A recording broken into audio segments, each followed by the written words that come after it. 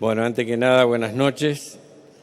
Gracias por estar. Yo sé que este era un fin de semana largo como para irse a algún lado. Evidentemente ustedes no se han ido. No creo que estén volviendo tampoco. Y vamos a tratar de que no lamenten haber venido. Bueno, yo antes de entrar de lleno yo voy a jugar un poco de acomodador acá, a repartir el juego. Creo que vale la pena que haga las presentaciones del caso. Primero, el doctor Favaloro.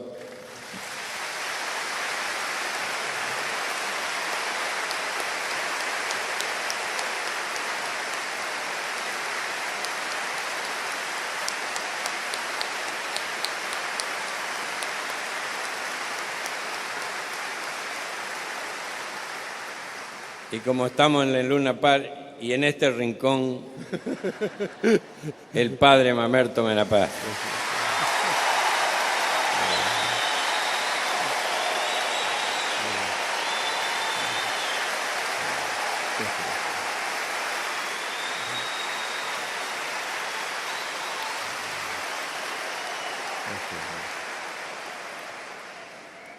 Bueno, yo estoy acá al medio entre un cura y un médico, que es comúnmente lo que suele pasar.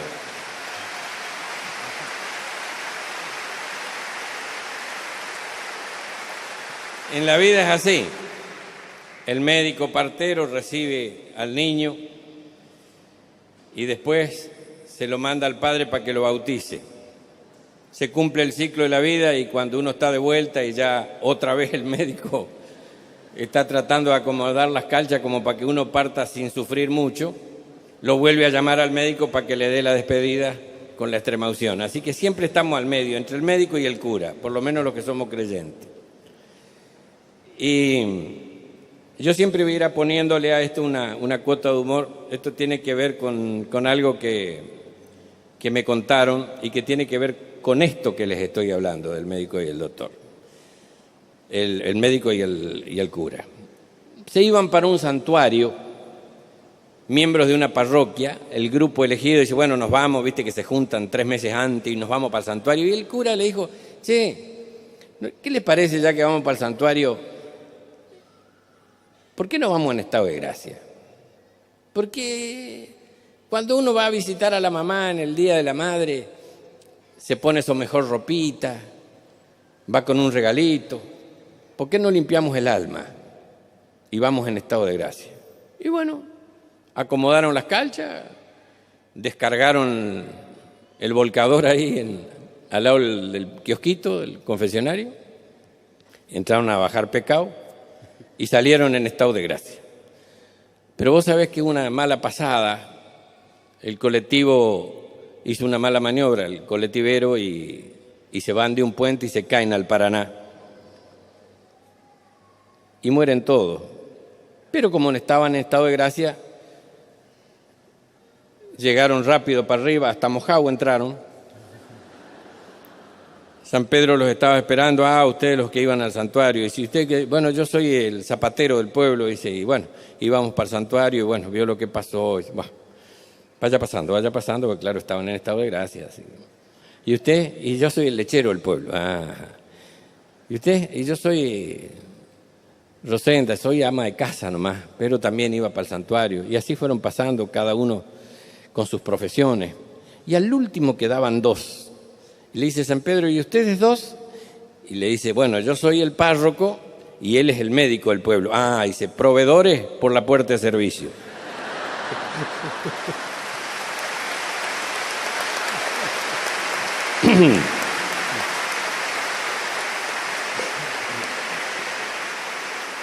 Mamerto, arranque usted ahora. Esto que estamos haciendo esta noche acá en el Luna Park es un tema que preocupaba incluso a nuestros gauchos antiguos en los boliches. Y ustedes saben que llegó a ser tema de payadas entre payadores. Martín Fierro trae en versos, en la payada que Martín Fierro hace con el moreno. En un momento Martín Fierro le pregunta al moreno, por supuesto en verso, ¿Cuál es el canto de la tierra? Es decir, ¿cuál es el sentido de lo que pasa en la tierra? Y el moreno responde con una frase: le daré una respuesta según mis pobres alcances. Forman un canto en la tierra el llorar de tanta madre, el llorar de los que mueren y el gemir de los que nacen. Y fíjense, si nosotros miramos nuestra vida humana, estamos hablando del milagro y del valor de la vida, ¿no es cierto? Regalo, pero regalo que tiene un compromiso. Y si nosotros la miramos, la que nosotros vemos está entre esos dos paréntesis. Acá tenemos un nietito de la Andricina frente a nosotros. Hemos visto el paréntesis cuando el médico lo recibió llorando. Y todos hemos visto partir a nuestros ancianos gimiendo. Podemos decir, nuestra vida está encerrada por dos paréntesis de angustia. Y el médico, con su sabiduría, trata de alejar esos dos paréntesis para que haya más espacio entre medio y que entre esos dos paréntesis haya la menor cuota posible de dolor y una calidad de vida mejor. Y el cura, en cambio, le toca como pispear un poco por sobre esos paréntesis. Pispear de entrada de dónde venimos y por otro lado, del otro lado, si después del paréntesis de ese gemir de los que parten, hay otra cosa más. Entonces podemos decir, esta noche vamos a mirar la vida en esa amplitud, no solo dentro de este paréntesis, don y regalo de Dios y además milagro, pero también con un encargo adentro, sino también tratar de mirar con esperanza, que incluso aunque esta vida tenga su cuota de dolor, su gemir y su llorar, como decía Martín Fierro, va a tener también su gran cuota de esperanza. Superar la desesperación es la verdadera esperanza. Se dice que la verdadera esperanza es tener tanta fe en el futuro que se puede vivir sin rencor el pasado y con fidelidad el presente. Bueno,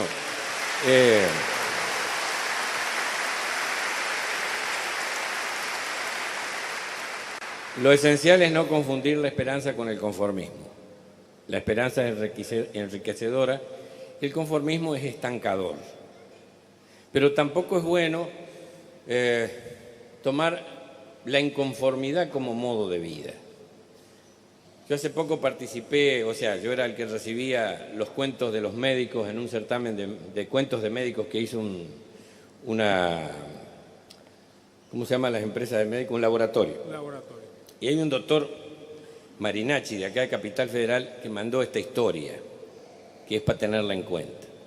Dice que él soñó de que Dios pegó un vistazo así y ve un hospital público que estaba lleno de gente para ser atendida y no había quien atienda. No había médicos ni enfermeros. Entonces Dios dijo, algo voy a tener que hacer. Bajó, se puso un delantal de médico y salió a atender. Dice, que pase el primero. Primero el porteñazo de 70 y pico de años, con 2 bastones, medio como que se arrastraba, ¿no? Dice, pase, ya voy, lo que pasa es que apenas puedo. Bueno, pero hiérgase. Dice, ¿cómo me erguito y tullido de que me acuerdo? Pero yo le digo que se hierga, él ya. Dios empezaba a ejercer su posibilidad de milagro. Pero hiérgase. Y se empieza a estirar, y él nunca se había visto así. Dice, bueno, ahora deme los bastones. Está loco, dice, para que me mate un golpe. No, dice, no. Deme los bastones. ¿Pero cómo le...? Deme los bastones. Y le da los bastones. Ahora intente caminar. Pero intente caminar, tenga fe, camine. Y entra a caminar. El tipo no podía creer, uy, Dios. Bueno, váyase. Bueno, chao, muchas gracias. Y cuando sale lo están esperando los otros. ¿Y cómo te atendieron? Como a todo lo de la mutual. Dicen, ni te revisan, encima se me quedó con los 2 bastones.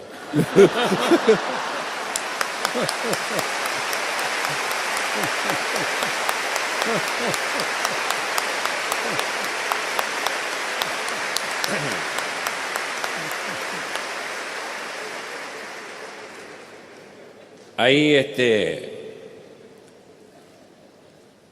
El doctor no le gusta hablar de él, así que nos vemos obligados a hablar los amigos. La intención de esto era hablar del milagro de la vida y el valor de la vida. Los tres estamos de acuerdo en que la vida es un milagro, pero el valor, ¿qué valor le damos a la vida? No a la nuestra, a la del prójimo. Y el doctor ha sido partero rural y ha sido médico rural. Y hacía cosas que convendría que la gente escuche. Yo le voy a pedir que él las cuente sin pudores, porque lo que queremos instalar fundamentalmente en el pensamiento de los que están esta noche acá es el valor de la solidaridad y la posibilidad de ejercerla. Doctor, no se deje nada en el tintero. Gracias, Luis. Yo, como no tengo mucha experiencia en estas cosas y como tengo que manejar una serie de números, me he pasado hoy buscando una serie de apuntecitos, porque espero que todos nos vayamos de acá pensando en algunas cosas que son importantes para toda la sociedad de nuestro tiempo. Como Luis bien dijo, yo empecé mi actividad con 12 años de médico rural.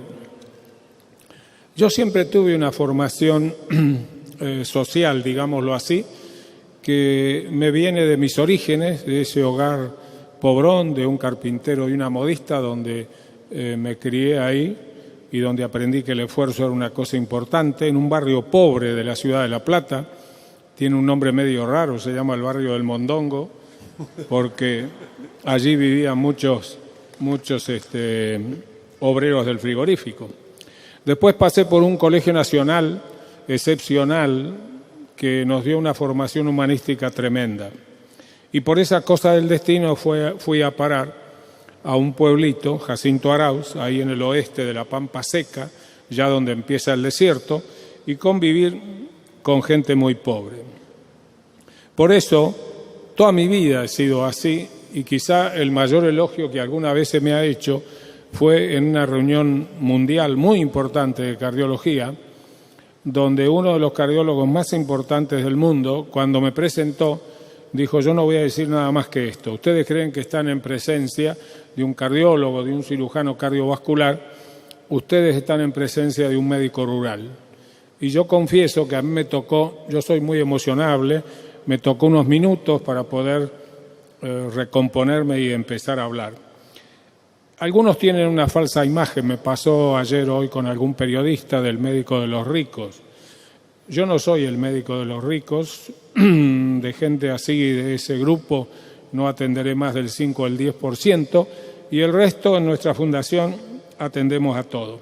Ahí en Jacinto Arauz me tocó ver una serie de cosas. Primero, había 3 grupos con 3 religiones diferentes.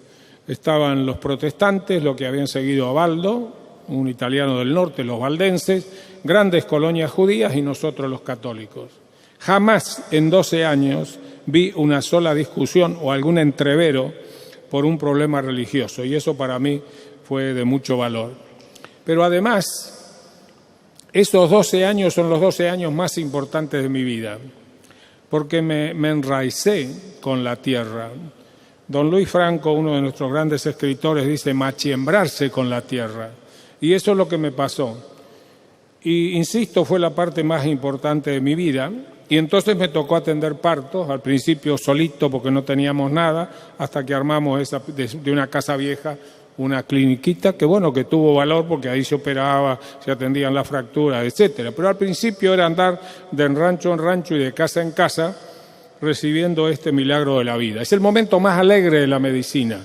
La otra parte de la medicina es curar, y a veces se anda bien y a veces se anda mal y se muere la gente, pero el parto, ese momento, toda la familia está pendiente y produce una tremenda alegría. Cuando el chico nace y empieza a llorar, más si se está ahí en medio de la pampa y en un rancho, se produce una alegría total entre toda la gente. Pero entonces viene el problema de dónde nace ese chico. Insisto, la mayoría de la población era gente humilde. Y entonces es importante que recorremos algunos datos de la mortalidad infantil porque es un tema, a mi entender, muy importante. Se dice que en el mundo, en estos últimos 15 años, la cosa disminuyó. Del 80 al 95, la mortalidad infantil se cuenta por 1000, no por 100. De 69 pasó a 34, disminuyó el 50%. Entonces parece que la cosa anda bien. Pero ojo que ahí se mezcla todo. Si hablamos de los países en desarrollo, como es el nuestro, entonces nos vamos a encontrar que en todos los países en desarrollo del mundo la mortalidad es del 97 por 1000 y 1/3 de los chicos vive desnutrido. En Latinoamérica, el 60% de los chicos, 118 millones, vienen de familias pobres, nacen más de 200, pero 118 vienen de familias pobres y el 51% no termina la escuela primaria. En la Argentina, la mortalidad infantil está alrededor del 22 por 1000. Ha bajado un poco, se habla de que está alrededor del 21, pero no todo es igual. En el Chaco, por ejemplo, donde Luis lo conoce muy bien, la mortalidad sube al 33 por 1000. Y en el Impenetrable, ahí donde hay mayoría de población indígena, sube al 53 por 1000. Hay zonas de Jujuy donde estuve también más del 50. Y aquí en la provincia de Buenos Aires no toda la cosa es igual. Hay lugares de la provincia de Buenos Aires como General Lavalle, donde también está en 35 por 1000. ¿Y qué pasa en esta bendita capital?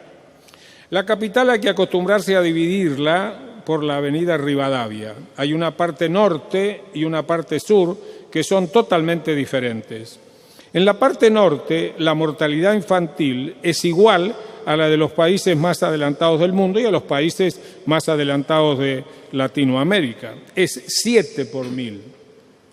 Pero en la parte sur sube a 25 por 1000. De las 17 villas miserias que hay en esta capital, porque en esta capital hay 70.000 personas que viven en villas miserias, de las 17 villas, 16 están en el sur. Y hay un estudio hecho en Rosario que podría extrapolarse a todas las villas miserias. En Rosario, en la zona del Gran Rosario, hay más o menos 120 villas miserias, unos 200.000 personas. Hay quien se ocupó de hacer un muestreo. En esas villas miserias, los chicos de 5 a 12 años, el 76% trabaja. En esas villas miserias, el 22% es analfabeto y tiene primaria completa solamente el 33%. Quiere decir que el 55% es prácticamente analfabeto porque el que no termina la enseñanza primaria después no lee ni los pedazos de diario con que a veces el almacenero o alguien le envuelve las cosas. Y hay un hecho más trascendente. El 82% de las madres de esas villas miserias son adolescentes. El primer hijo lo tuvieron entre 13 y 17 años. Esto se puede extrapolar a todas las villas miserias, incluyendo las de la capital federal. En el mundo hay 73 millones de chicos entre 10 y 14 años que trabajan. Eso no sería, qué sé yo, en mi época me acuerdo cuando doña María venía y le traía al chico de 12 a 13 años a mi padre para que le enseñara el oficio, cosa que se ha perdido en nuestro país. No tenemos oficios calificados. Pero aquí, de ese 73 millones de chicos, la mayoría está en condiciones de explotación. Y algo que la gente no conoce es que en las guerras se mueren más civiles que militares. Acuérdense que las guerras de antes, en aquellos tiempos se formaba la tropa, se cantaba el himno, la marcha, se tocaban los tambores y las tropas salían. Y bueno, la guerra era entre militares. Durante las guerras de las últimas décadas, informa la UNICEF, de esta última década, el informe es del 95, murieron 2 millones de niños, 4 o 5 millones sufrieron discapacidades físicas y más de 5 millones fueron empujados a campos de refugiados. Quiere decir que esa alegría y esa maravilla del milagro del nacer depende de dónde el chico nazca, de qué lugar, a qué familia y en qué mundo le toca vivir. Si nosotros utilizamos lo que habla las Naciones Unidas, el índice de desarrollo infantil, el índice de desarrollo infantil tiene la mortalidad, la escolaridad, cuántos van a la escuela y cuántos son chicos de hogares pobres. Tres cosas: mortalidad, lo que aprenden en la escuela primaria, y los hogares pobres. La Argentina ocupa el puesto 60, está por debajo de países como Letonia, Lituania, Trinidad y Tobago, Sri Lanka en el África y Albania. Es decir, que este es un tema trascendente que está relacionado a la pobreza. En el mundo hay 1.300 millones de personas. Yo insisto, todos estos datos no son míos. Yo recibo el Programa de Desarrollo Humano de las Naciones Unidas, recibo las cosas de UNICEF, recibo las cosas de la CEPAL y uno va acumulando cosas. En el mundo hay 1.300 millones que vive con menos de $1 diario. Apenas si le alcanza para comer, y con $1 diario ni alcanza para comer, porque de esos 1.300 millones hay 500 millones que viven desnutridos, tienen una desnutrición crónica, y la indigencia aumenta en 25 millones por año. Londoño, un médico de Colombia que trabaja en el Banco Mundial, hizo un análisis de la pobreza en Latinoamérica. En Latinoamérica, 165 millones son pobres, eso es igual al 35%, y 86 millones son indigentes, reciben menos de $1 por día. En la Argentina hay datos, el mismo Ministerio de Economía en el 95 nos dice que en la capital y el Gran Buenos Aires hay 540.000 hogares pobres y hay 3 millones de personas pobres. La CEPAL dice que en la capital federal y el Gran Buenos Aires 18%, en Resistencia el 42%, en Concordia el 39%, en Jujuy el 36% de la población es pobre. Y Carola Pesino, hace muy poquito, hace pocos meses, reconoció que entre el octubre del 95 y el del 96, el número de pobres en esta bendita Gran Buenos Aires subió a 400.000. Hay casi un 30% de personas. Y si tenemos que hablar de la desocupación, que es otra cosa que trae pobreza, la CEPAL nos dice que el mayor nivel en América Latina lo tiene la Argentina con el 17%. Ustedes habrán leído estos días de que ahora se habla de que bajó al 15 o al 14%. Pero hay que fijarse bien de lo que hablamos. Esa baja se debe a empleos que apenas alcanzan a recibir $200. Susana Torrado ha hecho un análisis más profundo y nos dice que el desempleo en agosto del 97 era del 17%, el subempleo, la gente que trabaja un cachito y que, insisto, no gana más de $200, el 13%, y lo que es más tremendo es que el 34% en este momento trabaja en negro, no tiene ninguno de los derechos para cuando se enferma. Y es evidente entonces que tenemos que buscar soluciones. Volviendo a la mortalidad infantil, yo quisiera contar, si dispongo de 2 o 3 minutos, la experiencia en Arauz. Yo me di cuenta enseguida de que la mortalidad infantil jugaba un rol importantísimo y se cumplían cosas que eran horrorosas. Esos chicos que vivían en los ranchos y sufrían especialmente en el calor del verano, las diarreas, las neumonias, etcétera, estaban muy mal alimentados. Se le daba leche de vaca y a veces todavía se le agregaba 2 o 3 cucharadas de harina, lo cual era un engrudo. Así que me tomé el trabajo de ir casita por casita y enseñarles que lo mejor era primero que había que hervir la leche, que no era eso del subir del hervor, por lo menos 5 o 10 minutos. Que el agua que venía de pozo, casi siempre contaminado, había que también hervirla otra vez 5 o 10 minutos. Como no había heladera, se imaginan, yo le decía, póngala ahí con una botella, le pone una piola y la deja ahí abajo para que esté fresquita. Pero hay que hervirla 2 veces al día, el agua y la leche. Les enseñé a hacer los cocimientos de cereales, avena o arroz, lo hacía con ellos, tráigame lo que tenga, el tacho, lo que sea, hacíamos el cocimiento, lo colábamos como podíamos, si había colador bien y si no con un pedacito de tela, y después les enseñaba a mezclar. Si el chico primero a amamantarlo, entender que el pecho era importante, que los primeros 2 o 3 meses había que darle de la teta, porque eso los defendía también contra las infecciones. Pero si no había leche, había que prepararla así. Primero mitad y mitad del cocimiento con la leche y después 2 partes de leche y 1 parte de agua bien hervida con el cocimiento de cereales. Además, si hacía calor, si el chico levantaba temperatura, la gente lo arropaba. Yo le decía, hay que dejarlo desnudito para que sude bien, apenas una babita, alguna cosa encima. Los grandes colaboradores míos fueron las comadronas, que las hice todas amigas y las fui instruyendo en esto, y los maestros rurales. Y entonces un día el intendente se acercó, después de un tiempo, y dijo, ¿qué pasó? No se mueren más chicos. Todo lo que había que hacer era mezclarse con la comunidad.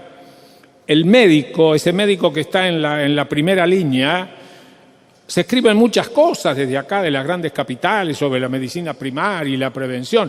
Es muy simple, lo que hace falta son médicos o gente, enfermeras, lo que sea, que se metan en los ranchos, que viva con los pobres, que aprendan los problemas y le den solución allí donde está la cosa. No.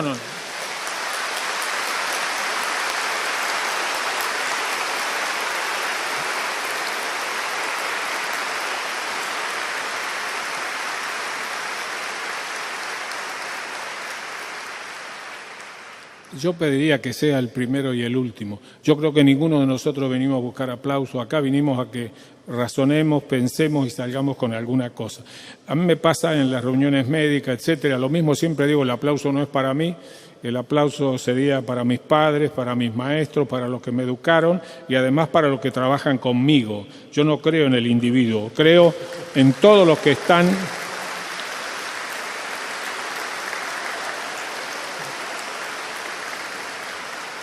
Yo creo en el trabajo comunitario, como estoy seguro el padre Menapace, es la comunidad, la cosa conjunta la que va. Pero entonces, insisto, eso es lo que hace falta. Y lo que hace falta es hacer lo que hace la Universidad de Tucumán. El título no se da hasta que ese médico recién recibido vaya 1 año a trabajar a las zonas rurales. Eso debería ser obligatorio para que ese médico, otra vez. Y bueno, ¿qué vamos a hacer? Debería ser obligatorio, de antes de darle el título, que vaya allí. Hay tantos lugares para ir, se pone al lado de un médico rural, se pasa 1 año y va viendo todos estos problemas. Así que ojalá se me haya entendido correctamente. Yo he traído todos estos números para que tomemos conciencia que el problema existe acá, en la capital federal, en el Gran Buenos Aires, en todo el país, y las soluciones no son tan difíciles, ¿no? Muy bien, doctor. ¿Ustedes saben las diferencias de cuando era médico rural a consultorios ya en la capital, una fundación que está conectada por internet a los grandes centros científicos del mundo, con la pulcritud que se puede en un lugar como la fundación o como otros centros médicos, ¿no? El tipo de gente, ahí se mezcla, acá se mezcla, allá era toda igual, gente de campo, gente de pueblo, de alpargata. Algunos mascaban tabaco, algunos venían del medio del campo. Ya en un consultorio como este se entreveran. Y una vez en el consultorio de él dice que estos que están esperando que los atienda el doctor, y son de distintas extracciones, ¿no? Uno que había venido del interior para que lo atienda el doctor y otro que era de acá, intelectual, con refinamientos, por decir algo, y con ganas de hablar, ¿viste? Y lo encara el paisano, dice, yo encontré la paz interior con el yoga. Y este recién llegaba a la provincia, dice, yo la paz interior la encontré con el purgante. Ah, sí. Sí. Son cosas distintas.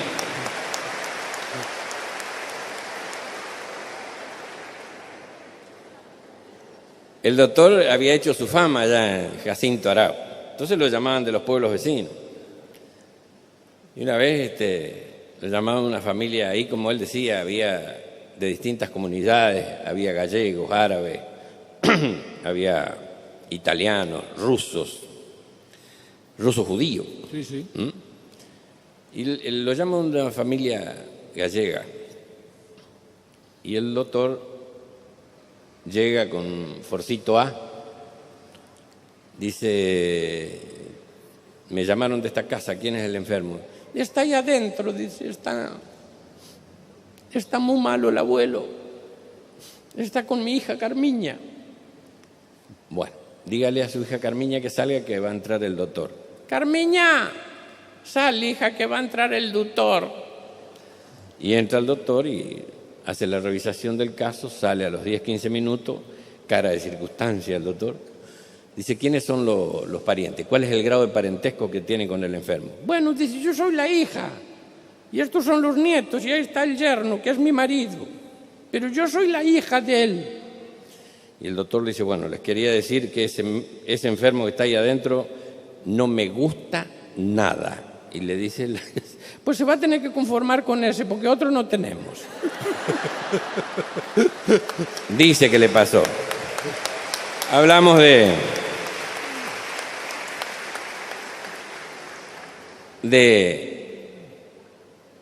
la cuestión de los pueblos. ¿Usted sabe lo que es intentar hacer educación sexual hace 30, 40 años allá? Y él se proponía y hacía, por supuesto, con metáforas, con retórica, para no ser tan directo. Hoy van derecho al grano y te dicen tal cosa. Él hablaba de dar a luz, no hablaba de apariciones, que esto, que lo otro. Eran los chicos de sexto grado, que en ese entonces había hasta sexto, pero no porque hubiera un año menos, sino porque había primero superior, segundo. Igual eran 7 años, pero se terminaba con sexto grado. Hoy se termina con séptimo, porque es primero, segundo, tercero. Y estaba el doctor hablando. Y esto me lo ha contado un médico de Toay, ajá, de La Pampa. Sí, sí. Así que estaba el doctor hablando, los ojos así grandes los chicos, porque él iba tratando de hablarle también del milagro de la vida y la educación que había que tener. Y uno de los chicos dice que se anima, dice, doctor, si en el momento que una mujer está por dar a luz, la cooperativa de luz corta la luz, el chico se muere. El doctor se sonrió y antes de contestarle lo interrumpió una voz como de león de atrás. ¿Cómo podés ser tan animal? Para eso pasaste 7 años en la escuela para contestar esa burrada. ¿Cómo? La maestra era. ¿Cómo se va a morir el chico porque corten la luz? ¿Para qué están los faroles?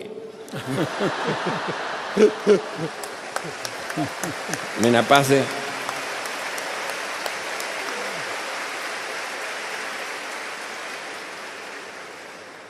Como ven, estamos tratando de enfocar este tema tan hermoso del milagro de la vida humana, desde toda la seriedad que tiene el que ese chico que nació tenga realmente derecho a la vida y tenga derecho a vivirla dignamente. Y por otro lado, estas cosas que trae el humor, que nos ayudan un poco a sonreír como para prepararnos a esos valores. Pero como cura me gustaría reflexionar en algo.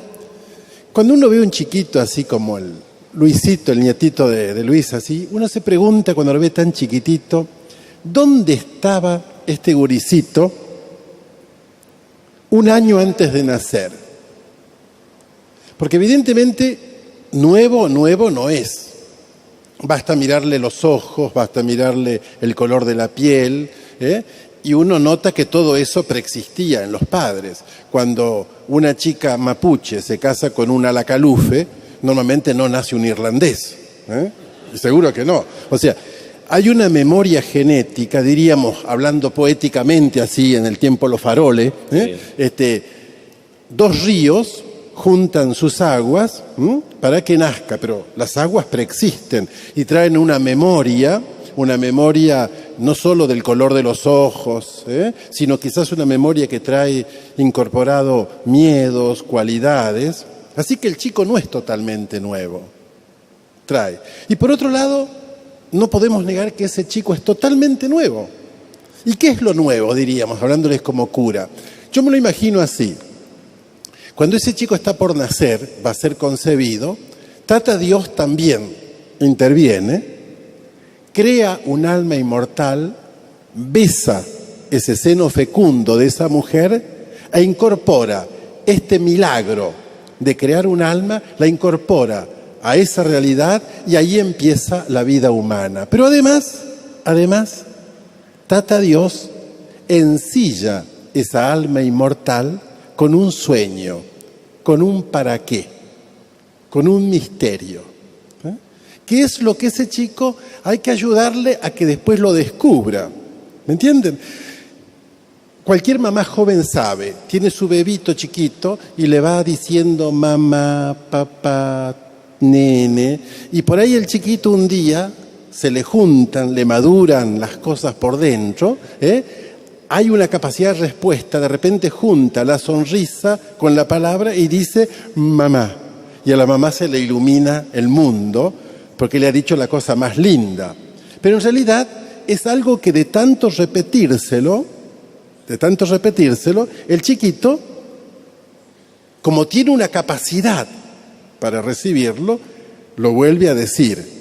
Vos le podés decir lo mismo al perrito durante 10 años, mamá, papá, nene, y lo único que te va a decir es ¡wow!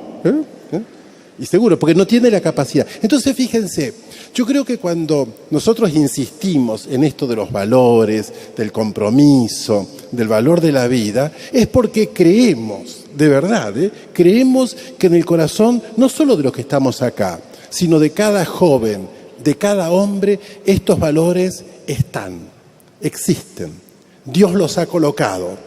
Pero tenemos que insistir, que golpear, que volver, para que no sea que las voces de otros antivalores que llegan en toneladas, los tapen y no dejen aflorarlo.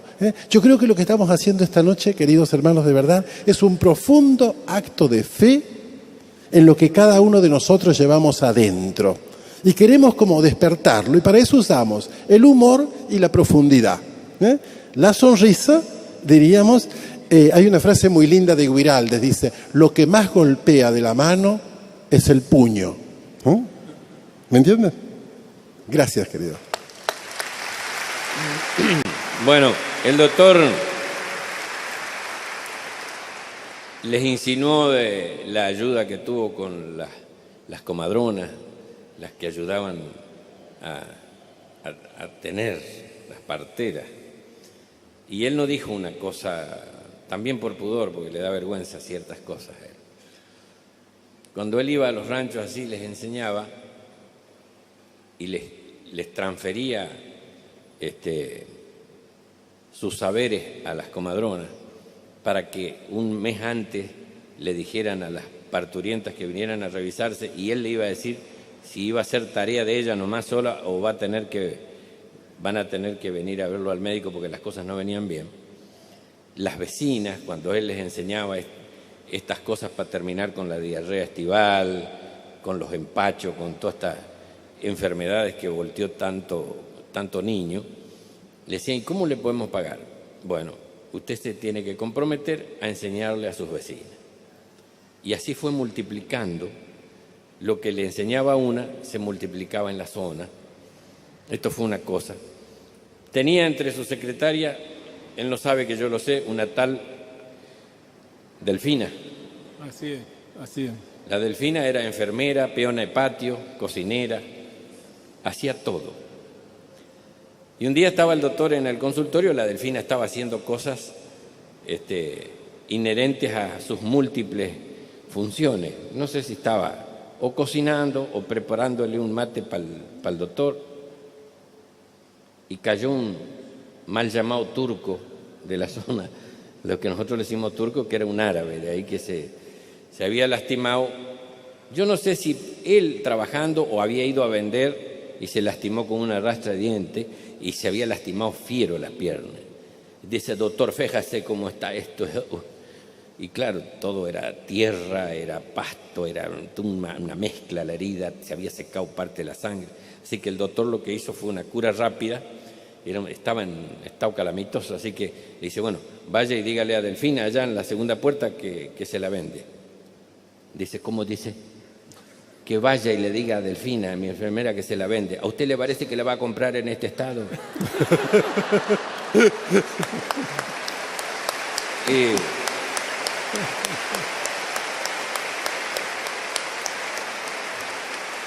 Nosotros íbamos a hacer un encuentro con el doctor, los dos solos, que iba a ser en un teatro, iba a hacer exclusivamente temas médicos, donde yo le dije, bueno, yo en algunos casos le voy a pisar los callos, diciéndole lo que por ahí la gente opina de los médicos.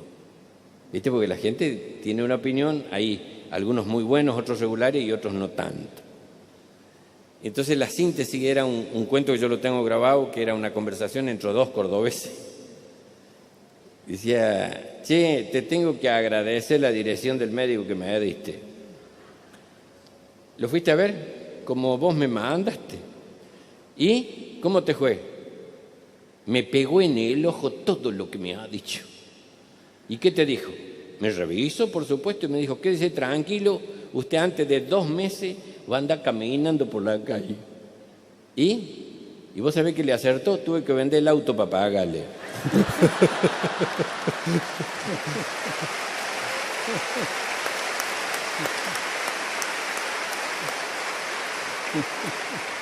Es una broma, ¿no? No, está bien. Está bien. Yo dentro de poco, no sé, yo terminé mis estudios en el 48, así que dentro de poco estaremos en los 50 años de médico. Así que me ha tocado de ver de todo.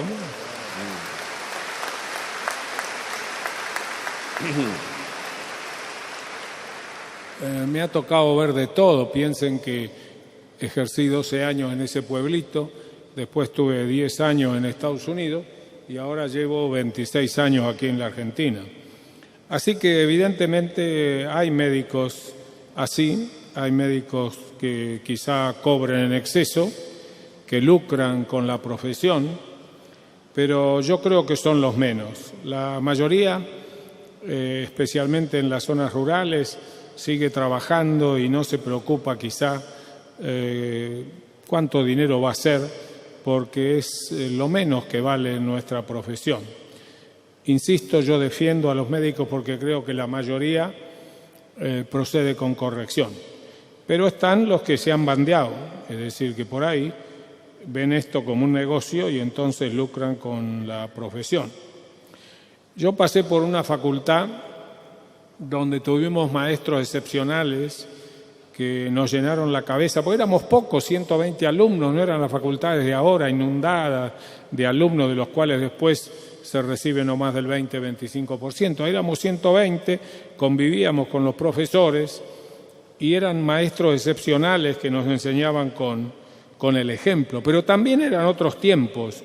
La sociedad de nuestro tiempo no era esta que estamos viviendo.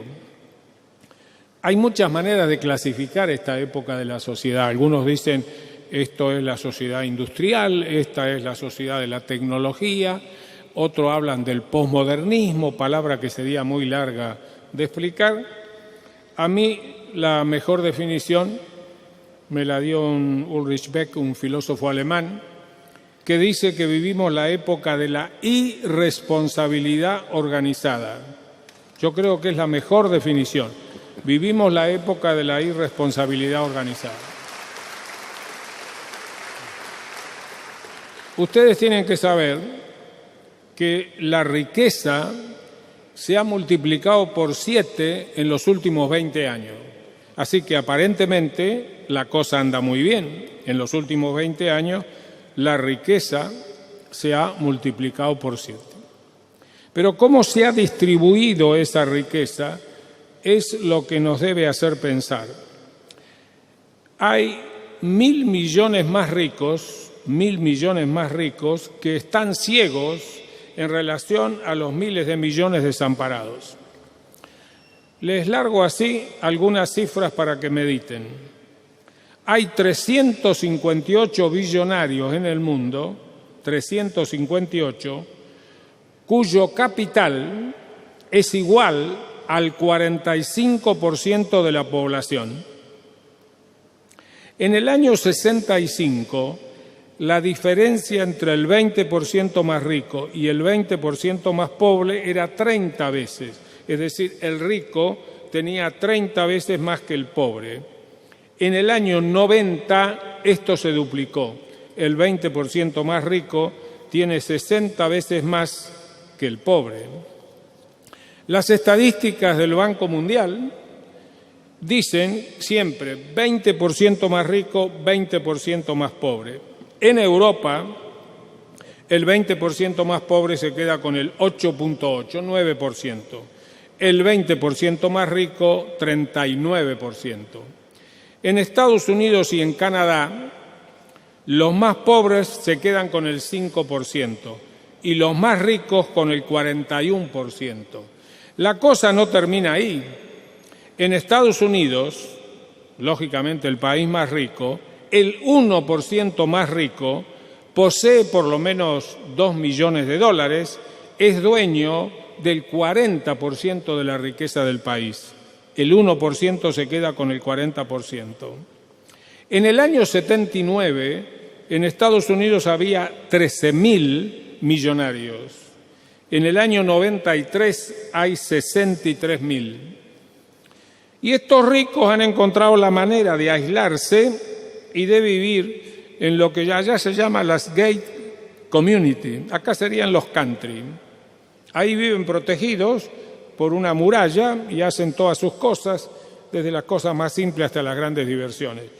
¿Saben cuántos country había en Estados Unidos en el año 70? Había 4.000. ¿Sabe cuántos hay ahora en el año 96? Más de 100.000.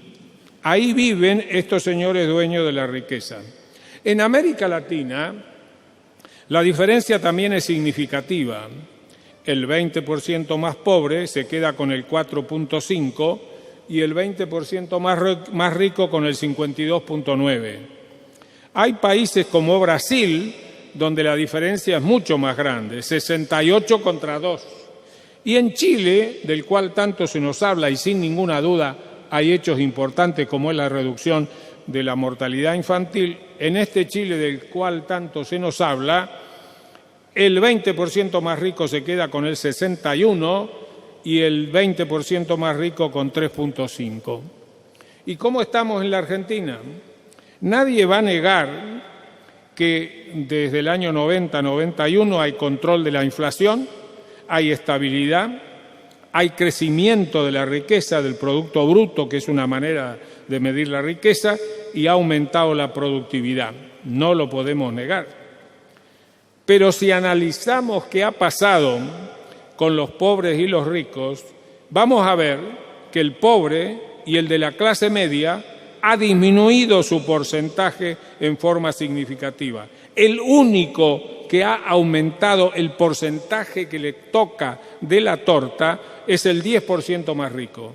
Del 28% subió al 36%. Y si hacemos la relación entre el 10% más rico y el 10% más pobre, en el 91 el 10% más rico ganaba 15 veces más que el pobre. En el 97 subió a 23.4. Quiere decir que aquí en la Argentina también tenemos problemas. ¿Y saben ustedes dónde está la mayor diferencia entre ricos y pobres? Aquí, en esta bendita capital, donde yo vivo por obligación. Siempre digo, aquí estoy como sapo de otro pozo, porque sigo siendo un hombre del interior.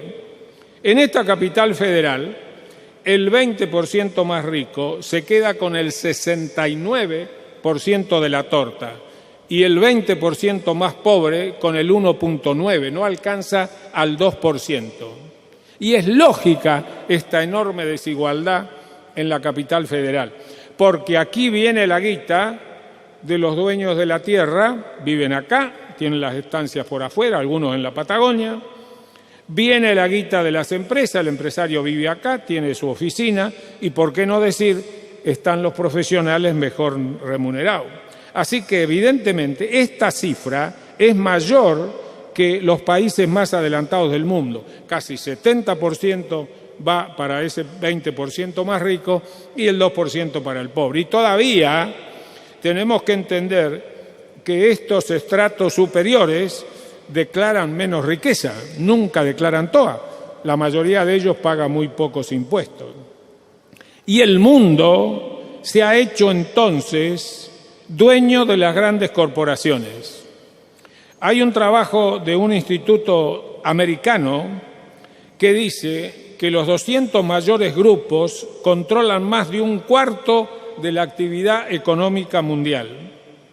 Ese 200 mayores grupos son las grandes corporaciones internacionales, benefician a lo sumo a 1/3 de la población, 2/3 son excluidos.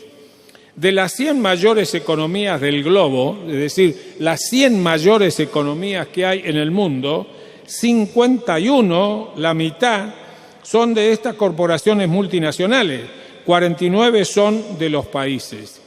Si se resta los 9 países más ricos, es decir, si yo saco Estados Unidos, Japón, Alemania, Francia, Italia, el Reino Unido, Brasil, Canadá y China, estas corporaciones tienen mayor riqueza que el resto de los 182 países.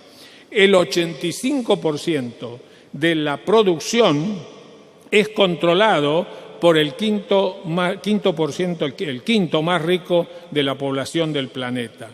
Entendamos entonces que vivimos un momento muy especial donde cada vez hay más ricos, poquitos ahí arriba y cada vez hay más pobres.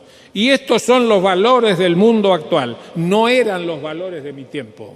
Estos son los valores, el tener, cuanto más guita tengo mejor, el poder y el placer.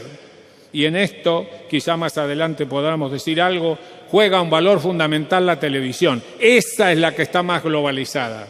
La televisión está globalizada y todo lo inunda.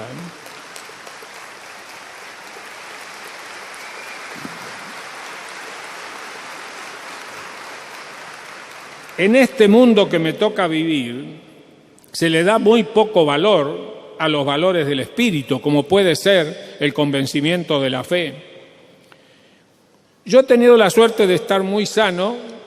La única vez que tuve una enfermedad importante fue hace 5 años con la hepatitis, que uno se la pesca de los pacientes cuando los está operando. Los médicos no podemos sacarle el cuerpo a nada.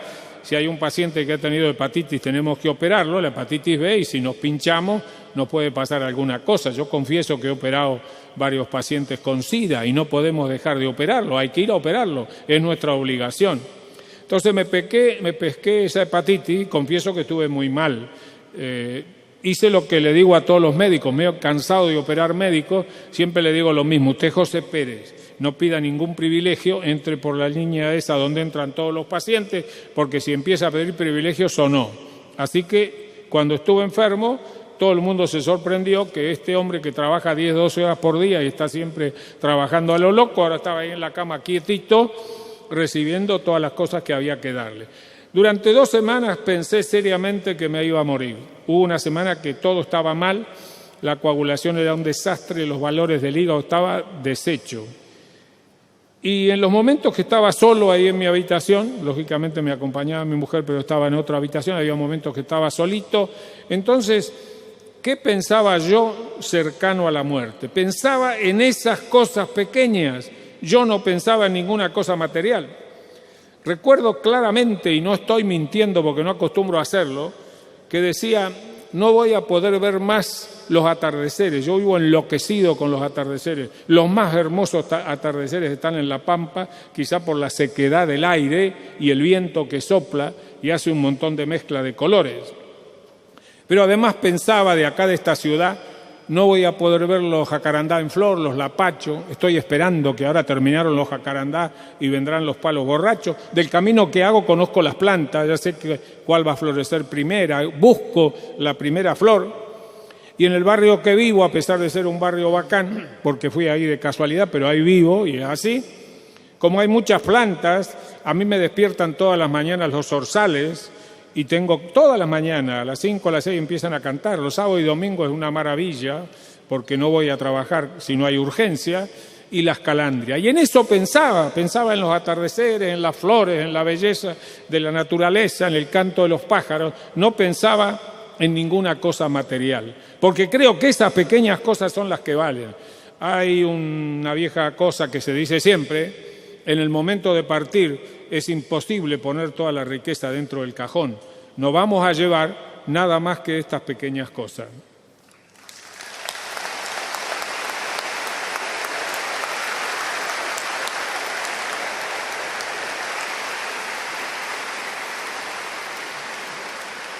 Un día escuché en un lugar cualquiera, alguien medio bandeado dijo: ¿vi al doctor Favaloro?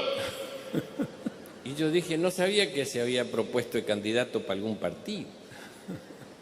Y le digo, ¿qué? ¿El doctor va de candidato para algo? No, dice, pero recomendó un vasito de vino por día. Y...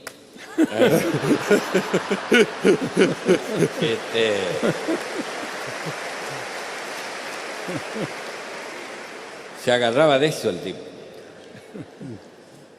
Bueno, los doctores tienen esto, ¿no?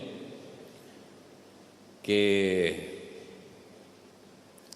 a veces tienen la alegría de recibir la vida y a veces hay que avisarle al paciente que las cosas vienen mal. Le dice el doctor, don Fernando, hágame el favor, dígale a su señora que espere afuera. Dígale que espere afuera. Dice, ¿pero qué pasa, doctor? Vea, don Fernando, no le va a hablar el médico al paciente, le voy a hablar de hombre a hombre. Su mujer no tiene por qué amargarse de las cosas que yo le voy a decir. Usted está liquidado. Dice, ¿Cómo me dice así? ¿Y cómo quiere que se lo diga si hace... No sabe la cantidad de tiempo que le vengo diciendo lo que no tiene que hacer y parece que lo hace a propósito? ¿Usted cree que me hace trampa? A mí se está haciendo trampa, usted se está muriendo. Porque usted no hace las cosas que tiene que hacer. Pero doctor, ahora no llore, porque usted ha sido el desprolijo con su vida. Así que ahora aguántese lo que viene. El doctor dice, pero no me diga que me queda... Le queda poco, pero muy poco. Doctor, no me diga así. ¿Y qué quiere que le diga? ¿La llame a su mujer para que llore su mujer también? ¿Que le cuente a los vecinos? A usted le tengo que decir, si usted es el responsable de esto. Bueno, doctor, hágame... Tranquilícese. Doctor, si usted me llega a dar un régimen así que yo lo cumpla, podría haber una esperanza. Pero es que no le creo, usted no va a hacer nada de lo que yo le pida. Y si dígame qué tengo que hacer. Bueno, para empezar, usted, por ejemplo, no es que no tenga que fumar, usted no puede pasar ni por enfrente de los kioscos.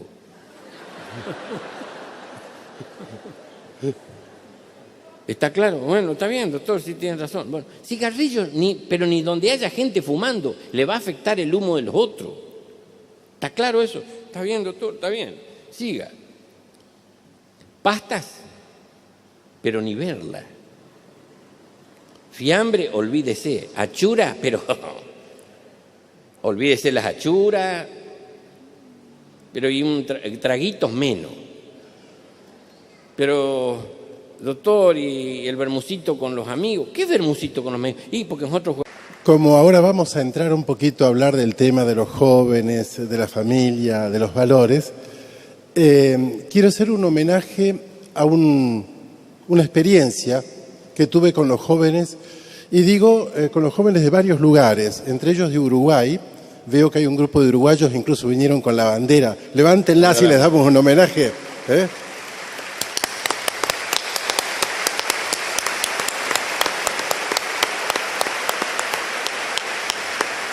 Bueno, en estos últimos 4 años me he venido reuniendo con grupos más o menos grandes, 300, 500, 100, Uruguay, en Chile y muchos lugares de Argentina, desde El Dorado en Misiones hasta Calafate en Santa Cruz, o Río Gallegos, o Río Grande en Tierra del Fuego, Chilecito en La Rioja y después con universitarios acá en Luján.